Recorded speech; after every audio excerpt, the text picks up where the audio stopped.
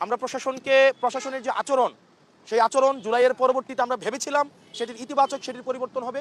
দুঃখজনক বিষয় হচ্ছে তাদের সে আচরণ, যে স্থাবকের যে আচরণ, একটি দলকে যেভাবে আনকন্ডিশনালি যেভাবে সাপোর্ট দিয়ে যাচ্ছে যে আচরণ, সেটি আমাদেরকে আহত করছে।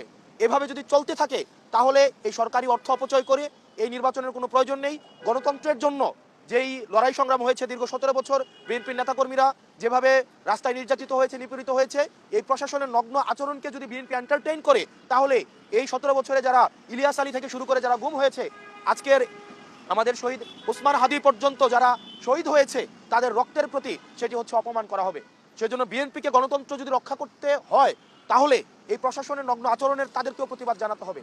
আর যদি প্রতিবাদ না জানায় তাহলে জনাব তারেক জিয়া সাহেবকে নির্বাচন কমিশনের সাথে বসে ওনারা কয়টা আসন চায় সেটি দিয়ে এই জনগণের সাথে কোনো প্রহসন করার আসলে আমি প্রয়োজন বোধ করি না। ডিসিরা, এসপিরা নগ্নভাবে এই নির্বাচনে হস্তক্ষেপ করছে। আমরা এই হলফনামা বাছাই থেকে শুরু করে আমাদের আজকে পর্যন্ত আমাদের এই তাদের যেই প্রশাসনের যেই বায়াস যে আচরণ, সেই আচরণ নির্বাচনকে কতটা নিরপেক্ষ করবে সেটিতে আমরা সন্দিহান। এবং এই যে আমাদের আজাদির যে যাত্রা, সেই আজাদির যাত্রাকে আরও দীর্ঘমেয়াদী করবে বলে আমরা মনে করি। সেজন্য সরকার থেকে শুরু করে নির্বাচন সংশ্লিষ্ট প্রত্যেকটি কর্তৃপক্ষ, ছাত্র জনতা এবং যারা ভোট দিবে তাদেরকে সচেতন হতে হবে। এবং আমরা নিশ্চিত করতে চাই আমাদের রক্ত যাক, আমাদের এই আজাদির সিলসিলা অব্যাহত থাকুক, এবং আমাদের যদি আরও জীবন দিতে হয় আমরা সেটির জন্য প্রস্তুত।